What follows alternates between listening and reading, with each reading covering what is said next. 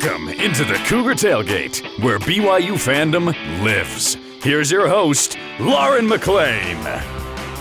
What's up, Cougar Nation? Lauren McLean here alongside Cleon Wall, and we're doing what we do best, talking all things BYU Cougars. Here's what's coming up on the show today. Week 2 of fall camp brought some chippiness and big plays, so we thought we'd talk to the biggest man on the team, Oklahoma State transfer offensive lineman Caleb Etienne, about how BYU's fall camp is unique from others he's attended. Plus, Weber State transfer defensive back Eddie Heckard talked to me about his goals leading up to Game 1 and how the defense is stacking up. But first, college football flipped upside down last weekend as the Big 12 announced it gained 3 new teams in Arizona, Arizona State, and Utah, which also meant we possibly witnessed the demise of the Pac-12. We have a lot to discuss. Cleon, what were you doing when you heard that Utah was joining the Big 12? And I don't want to hear about your reaction yet. We're going to get to that later. Where were you, though? So I was in the broadcast building. It was kind of funny leading up to it. So I was just getting in my car, getting ready to come to work in the morning, and I looked and I felt this buzz, and I looked at my phone. I thought you were going to say I felt something drawing to me. The force told me that something was going on. No, but I looked at my phone because I knew, I'd been kind of keeping track of what was going on all week, and I looked at my phone, and the alert says, it's an ESPN alert, and it says, hey, guess what? Oregon's it says they're all committed or something like that. I'm going to get it wrong, but it's basically, to me, this is what I read. Oregon's all committed. Arizona may not go to the Big 12 now. It's looking like the Pac-12 will survive. So I jump in my car and I drive to work. It's about a 15 to 20 minute drive to work. I get here to work and everything is completely different. In 15 minutes, everything changed. And so the whole entire day, I'm working, and then I go scroll through Twitter a little bit. And then I'd work a little bit more, and then I'd go scroll through Twitter a little bit more. Yep. And finally, in the afternoon on Twitter, I saw that they had applied to be Big 12 members, and I'm thinking, I don't see why they won't do it. And then later that afternoon or evening, I found that they were accepted. And the broadcast building exploded, I'm sure. Let's say the sports department, maybe not everybody exactly. else. I was hanging out with my kids, and I try to put my phone away normally when I'm hanging out with my kids during the day, but so much was going on. I was on Twitter almost all day long. So, I was just at my home hanging out with my kids, check Twitter, boom. I see that the University of Utah, Arizona and Arizona State were a blur in my mind. It was University of Utah that stuck out, and I could not believe it. Let's talk about all that happened over the last week. Washington and Oregon are packing their bags and joining fellow Pac-12 members USC and UCLA to the Big 10. Colorado, Arizona, Arizona State, and Utah are now officially leaving the Pac-12 and joining BYU in the Big 12 for the 2023-24 season. 2024-25 season. So now the Big 12 is now the Big 16 after this season, and the Pac-12 has now been reduced to the Pac-4, with Stanford and Cal looking to jump ship possibly for the ACC. Cleon, we've known for a couple of weeks Colorado was joining the Big 12. But what were your initial thoughts when you saw that Utah, Arizona, and Arizona State were also joining BYU's new conference? Loved it. Loved it. I love that the rivalry's back. I love that they're conference rivals again. I don't care what happened back in 2011 when Utah left to go to the Pac-12 and BYU became Cleon has a huge grin on his face, by the way. I do. Everyone listening. I have put that all behind me. I like that these two teams are back playing against each other. Yes, I am very forgiving. Thank you for pointing that welcome. That wonderful trait out in me. Anyway. And very humble. Humility is also a strong point. I don't care what crazy BYU and Utah fans think or what they write on social media. It's good that one of the most heated rivalries could be back year in and year out.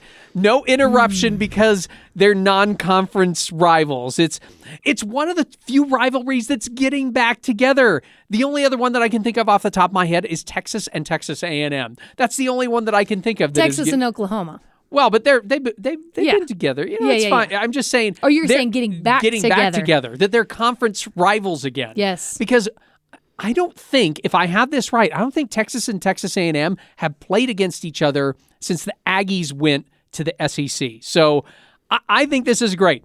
I love that ASU and Arizona. I'm glad that both schools are joining. I'm glad it's not just one of them, because the thought was out there, maybe it's just going to be Arizona that's joining. I'm glad that both of them are joining. They're close neighbors to the south. it's nice that we now have neighbors all around BYU, and your closest neighbor is not Texas Tech in Lubbock, Texas. Even though I picture Arizona State like my 2-year-old toddler and being dragged here, like, I don't want to go. I don't want to go. I don't even care. I don't care that they didn't want it. I mean, where else were they going to go? No, they had to. Yeah, it's just they had like to. Once Oregon and Washington left, it's just like, you may not want to come, but you got to come somewhere. Sorry. So you might as well come and join the Big 12. And think about it. There are a lot of people in the Phoenix area. It's good to have, if we're going to talk television, it's good to have that many people watching their games, and they're now in the Big 12. I don't see the Big 10 expanding to any of the teams that have come to the Big 12. I don't believe that's going to happen. So I like the fact that all 4 of these teams, if we're going to include Colorado too, all 4 of these teams, I would think they're committed now. I mean, this is where they're going to be. Final thought on Utah. You get a good football program coming to the Big 12, Lauren. In the short term, that should enhance the conference's credibility. And we'll see what happens after Kyle Whittingham retires, but it's got to be good that going into 2024, as long as Utah can kind of keep the things going that they have going right now, automatically coming in, they may be the best team in the Big 12 conference in football. Agree. Yeah, you may be upset at that, but if you're going to look at it from a conference-wide perspective, and if you want to look at it from BYU has got a grudge and they want to beat that team next year when they're conference members, I think it's great that they are a good football team coming in. So, yes, I loved it. I knew you would. I thought about you when I saw it. I'm like, all of Cleon's dreams are coming true. Initially, I was happy when I saw that Arizona and Arizona State were rumored to join, because they were rumored to join before Utah was in the mix. Then Utah got involved in the conversation. I didn't like it. And here's why. I wanted BYU to have their own thing. I liked that BYU had their own thing, and they have for a long time. But now they were in a Power 5 conference. It was a different conference than the University of Utah. It brought different recruits, like recruits that maybe wanted to play more in Texas and different teams over there that Utah would not be playing. And now that's all out the window. Like, now it's like, oh, we're back together again. And I don't know. And that's the prideful side of me, where I liked having BYU not even just have a leg up, just be on the same level, but do their own thing. And now they're doing the exact same thing. And so I think that's going to interfere with in-state recruiting. And I don't know. But when the announcement was made official and there was no turning back, I forced myself to think of all the positives that will come from the Utes joining. You mentioned a lot of them. I know it will be a good thing. In an Eeyore voice, right? It's just like, I know it's going to be good. Okay. I know it'll be a good thing for college football to have one of the best rivalries in the country preserved while others are being torn apart. And it really is one of the best rivalries in the country. When you add religion, even though it shouldn't be in there, it's going to be heated and it's going to be a good one. It will immediately jump to the top of the Big 12 for best rivalries. Like, by far and away the best in the Big 12 once Texas and Oklahoma leave for the SEC. I like that the traveling won't be so crazy for the Cougars now that with the additions of the Western schools. So obviously they're going to have to divide the conference somehow, and I'm assuming it's going to be BYU, Utah, Arizona State, Colorado, all the teams kind of in this. Maybe not, but I think traveling's not going to be so crazy as BYU was expecting with the addition of these teams. So there are some positives, Cleon. No, it's going to be fun. What would you like to see happen to Stanford, Cal, Oregon State, and Washington State? Poor guys. Do they accept a merger with the Mountain West, or do they take a step down, or do they go independent, sign a deal with a smaller conference like BYU did? What do you think? I would actually like to see Stanford and Cal join the Big 12. I know that may be a stretch, but I want to see them join the Big 12. Now, they might think of that as a slap in the face just because of the academic side of things. But it guarantees them good football games. They're going to get good football games if they come and play in the Big 12. And they're not going to have to travel very far away because Utah, BYU, and the Arizona schools, they're not, completely close, but at least they're closer than if they join the ACC. I just don't see them joining the ACC. So I have a question about how you said it might be a slap in the face because of academics, but clearly conferences are aligned for athletics. I agree. No. I totally agree. So I'm curious. When the BYU thing would come up and they said, well, they're not a research institution. Yeah. That's why we can't have them in the Pac-12. I'm like, What does that have to do with anything? Right. Who can? Anyway, I digress. Okay. The Big 12 would finally be in the Pacific time zone and not in the pseudo-Pacific time zone with the Arizona schools, because let's be honest, half of the school year, the Arizona schools are actually in the Mountain time zone. Correct. Just think of how competitive some of the Olympic sports would be. Stanford is awesome in everything outside of football and men's basketball. They're really good in everything else. Oregon State and Washington State, man, I hope that they can join the Mountain West. I still have feelings towards the Mountain West because BYU was in that conference. And it would make it easy on their travel budgets. I would love to see some of the Big 12 schools schedule Oregon State and Washington State. BYU and Utah are going to need to fill some non-conference holes because they're not playing each other as non-conference opponents. Which Oregon said they will still play Oregon State every year. Which is good. They good. did announce that, which I loved. We'll see if Oregon. I thought that was awesome. We'll see if Oregon State says, "Yeah, we want to play you every year now too." That's true. And they might not want to play BYU or Utah either. But it'd be nice if BYU threw a lifeline to both these universities and say, "Hey, we'd love to schedule you in a non-conference way," and we'll see. I don't see them going independent. I could see Stanford potentially going independent. I don't know about Cal, but I don't see Oregon State and Washington State independent. Maybe they do it in the short term because they can't do the 12-year odyssey like BYU did. By the way, I love Oregon State. I used to live in Oregon, and it's funny to me that they're actually closer to the Portland television market than Oregon is. Even though University of Oregon has their own television market and it's a smaller market, when you get Nike behind you, that's why Oregon is such a big thing. So in the last thing I want to say is I hope they join the Mountain West, but in their last grand hurrah, I'd love to see the Beavers win the Pac-12 next year. This season, I'm sorry. I have a soft spot for them. They were Pac-8 people, Pac-10 people, now Pac-12.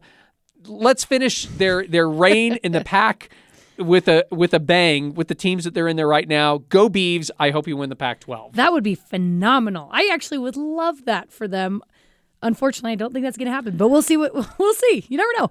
I think Stanford and Cal would go independent before joining the Mountain West Conference. I do not think they would go to the Mountain West. I don't even think that's even in the realm of possibility.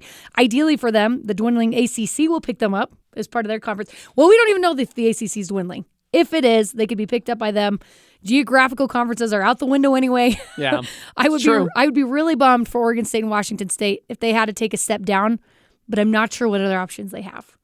That seems like the most logical options for those two schools. Yeah. And it could be great. It could be great for them. They could be the top dogs in a different conference. If the ACC does fall apart, realistically, which teams would Big 12 be going after? Do we want it to be the premier basketball conference and snag Duke and North Carolina, or do we care about that and we want to bring in someone better at football like Virginia Tech? What do you think? I think that they would love North Carolina. Yeah. But if the ACC falls apart, I don't think they're going to get North Carolina. I think North Carolina is either going to go to the Big Ten or the SEC. Yeah. So the North Carolina, to me, North Carolina's out. I've seen national reports that a lot of people are interested in Virginia going to one of those two big conferences. The Florida teams seem to be hot markets just because they're Florida. So if I'm going to go down, I'll go down the realistic path, okay? Or what I think is the realistic path. If North Carolina is going to go, I'm going to say go get Duke and go get NC State. Go get those two teams. You get two North Carolina teams. I'm not sure I'm sold on Wake Forest. Sorry, Wake Forest fans. I'm just not sure I'm sold on you. Louisville would be nice for both sports. I would like Virginia Tech, but really they haven't been the same since Frank Beamer left. I know they have had some good teams since he retired, but I'm not sure. It might be a good team to have, though, next to West Virginia, so kind of close. My other team would actually be Georgia Tech. I think I'd want Georgia Tech in there. I know it's not Georgia, but they've had some historically good football teams. I think if I'm going to recruit these teams, I don't want to go north of Virginia. So I don't think I want Boston College in there if I'm going to pick up those teams. I would love a Florida State or Clemson. I just don't see that they're going to do it. So no way would Florida State and Clemson. They're going to the SEC. They're going to go to the SEC or they're going to go to the Big Ten. So, pick up the scraps and you can be the third best conference. But if the ACC folds, you'd be the third out of three. So I guess there's that going for you. So just be the best basketball conference out there. Why not? Why not go for that? Well, hasn't Brett Yormark basically said that he wants to be the premier basketball conference in the country? So let's do it, even though I love football, but oh well.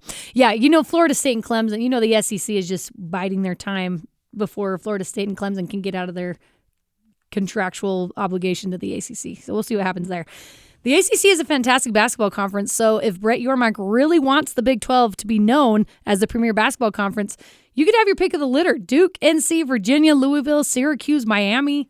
Those are great teams. No, they are. They've got some good football teams in the ACC. Yes, exactly. And I'm more of a football gal, so I love the addition of Miami and Virginia Tech. But for now, it looks like the ACC is going to hold it together because it's too much money for them to bounce right now. So yeah. I don't think much is going to happen. $120 million to get out of that contract. $120 million. I mean, I know that the SEC. You will be with us forever. That's basically what they're saying. Yeah, basically. It's just crazy. It's just crazy. Should the Big 12 add more schools, do you think? Or is it at its peak with the current schools in the conference? Well, if I'm logical, I think they should stay at 16. Yeah. I think they should stop. I think that's good for right now. Now, if I'm illogical, which I like being illogical, then yes, go out and grab them. I mean, if we have money as no option, I say go out and grab the other Pac-12 schools. Go out and get Oregon State, Washington State, Cal, and Stanford. Not going to happen, but yeah. I'm just saying, I'm just being generous. Go get San Diego State. That way you're in Southern California now, too. Maybe if those don't work, or maybe you want to just keep adding, let's go for SMU. I mean, they're TCU's rivals, so why not go get SMU, and then you dominate the Dallas-Fort Worth market, kind of, because most of those fans are actually going to be Texas or Texas A&M fans, but, a guy can dream. If that doesn't work, maybe Memphis or UConn. I don't think that's bad. I'm not a huge fan of going all that way north, but you do have West Virginia and Cincinnati kind of up that direction, so... I mean, the conference span right now is huge anyway. I guess if you expand it out that far, maybe it's really not that bad. If I had to pick teams, if I was going to say the cutoff is 20, that's a tough one. But this is what I would do. I would say Stanford, Cal, if you could. I'd say Stanford, Cal, maybe San Diego State, and then I'd probably go UConn. If it's not San Diego State, then I'd probably go Memphis. Those are kind of like my mix if you had to cap it at 20 teams. I love the idea of Memphis. That's a huge market. For me, it's all overwhelming. And I know it's the new reality and super conferences might become the new norm, but it's hard for me letting go of the smaller conferences. There was a pride, rivalry, camaraderie, it felt like, within these conferences, and it's just gone because it's all about money now. And I think it's always been about money to an extent, but it's just like, that's like all it's about now. And if the Big 12 decides to expand to 18 teams like the Big 10, I think it'd be fun to have UConn and Gonzaga as basketball-only teams, which is a possibility.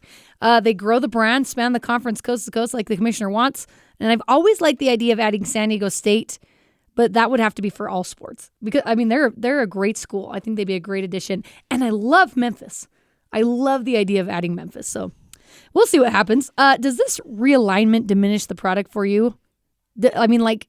the fact that these conferences are just like, bleh. It's almost like an abstract painting. It's like, there you go. Yeah. There's no rhyme or reason. Well, let's just say this. This was kind of ruined for us when... maybe I'm not going back far enough, but I would say this was really ruined for us thinking about USC and UCLA. I mean, I guess if I wanted to go back a little farther, I could say, well, when Texas A&M and Missouri left the Big 12, that really hurt because you had built-in rivalries there with Kansas and with Texas right there. When Utah left for the Pac-12. Well, no, and that's what I'm saying. All these things kind of added up, but I think the final straw that just kind of makes everyone go, I would still say USC and UCLA because all you think about is, wait, how is that all going to work? Mm-hmm. Their closest neighbors are, I believe, Minnesota. Yeah. Minnesota. Okay, so... Minnesota. Yeah, I don't know. Here's what I'm excited about. I'm excited that BYU is finally going to get to play with the big boys. I'm excited Utah's back. I'm excited that they get to play good teams in football and basketball. I wish there was a college football czar, because really this is college football. I really wish there was a college football czar that thought about not only football but the other sports and said, what are we doing? Let's make 10-team conferences. That way you can play each team once during the season. Mm-hmm.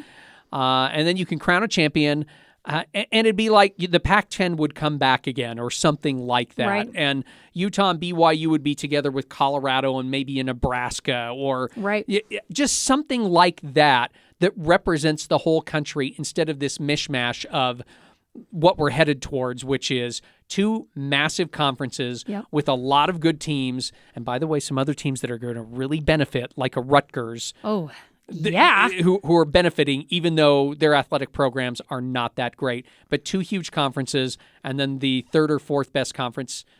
I don't know. That's the way I see it heading. I would be surprised, actually, if the ACC splinters. I wouldn't be surprised if you have the Big Two and then the other two, which would be like the Big 12 and the ACC, and the other two kind of fight their way, kind of like what you have with like the Mountain West right now and other teams like that. It's almost going to be like a 3-tier system now, and BYU could be one of those teams on the outside looking in again, which just just frustrates me. For now, we will celebrate the victory that BYU is in Power 5 conference. They're back with their rival Utah, and it's going to be really fun to watch that again.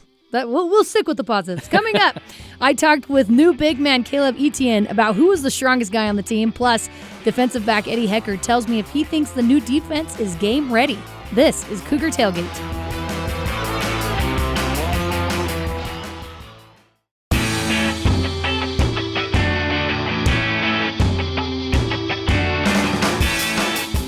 Welcome back to Cougar Tailgate. I'm Lauren McLean alongside Cleon Wall.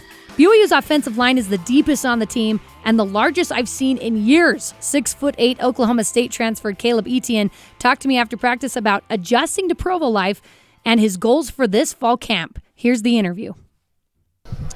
Okay, Caleb, tell me a little bit about how fall camp is going for you so far. So started fall camp last week. It's been going pretty good for the whole offense and, me as well, just trying to get better and just keep learning the plays. Just keep trying to, stack days on top of good days here. Had a lot of energy starting fall camp as well with the guys, as you can see. But other than that, it's been an amazing fall camp so far, and I'm ready to roll. It was fun to see all that energy on the field. A little bit of bickering, which is okay right at this point in the season, but yeah. Has the energy stayed the same from last week to this week? Oh yeah, most definitely. The energy didn't decrease at all. Like it's just everybody had a high motor and just ready to attack the day. And you just gotta have that positive attitude like that. Just with it on your mind, ready to come and practice. But yeah, the energy been there all day, every day.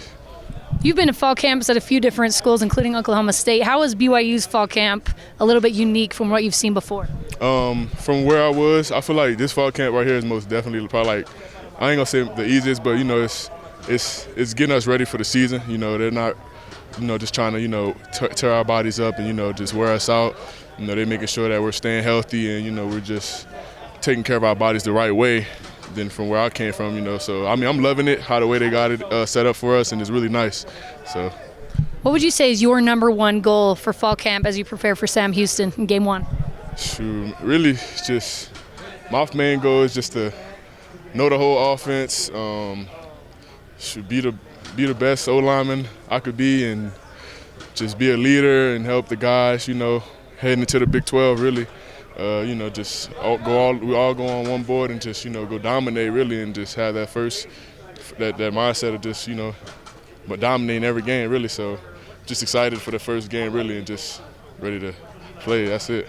You're one of the offensive linemen that everybody's talking about. You're going to be very good for the Cougars, but the offensive line in general is just very, very good. One of the deepest positions at BYU right now. What's it like working with all those guys? It's amazing. We got a lot of guys, a lot of depth, a lot of guys from different schools that came here that had a lot of playing time. So, it's very it's very good. We just got a lot of great guys that's on the O-line, that could play different positions, not just tackle or guard. So that's just amazing just to have. But yeah, it's been nice though so far. Got to just have a lot of good O-linemen just to be around, learning from each other, helping each other. So we just learn every day and just trying to get better. We mentioned that you came from Oklahoma State from the Big 12. There's obviously been some insane amount of realignment going on. I know you guys are so focused on fall camp, but is that something that even in the locker room you guys are talking about, like, wow, what's next year going to be like? Yeah, like I said, really it's just, getting a feel for, not getting a feel. You don't want to just go in the Big 12, just getting a feel for it. But, just have that mindset, like, we're going to dominate no matter, where we came from. Just got to have that mindset. Can't just go in there and just think that we're going to win 6 games. No, we coming to play and, win the Big 12 championship. That's just how you got to have the mindset, and that's my mindset. That's been my mindset the whole time, so I'm excited. I love that. You're obviously a really big guy, but you've already in fall camp gone against some other big guys. Who would you say is the strongest guy on the team besides yourself?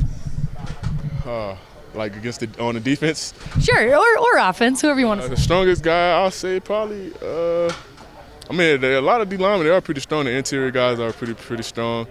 But I ain't gonna lie, I got to give my props to the Glasgow. He's number 13 number 10. I think he's number 10. He played edge. He hit me pretty good yesterday, though. But other than that, we got a lot of strong guys on the D-line, though. But, it's just trying to make each other better at the end of the day. So, that's all that really matters. I love that. You get to play in front of Keaton Slovis and some great running backs. What's your assessment of the offense so far in fall camp? Really just trying to make holes for these guys and just protect the quarterback. Got to protect the quarterback, Keaton, got to open up holes so, Aiden and, all the other running backs could run.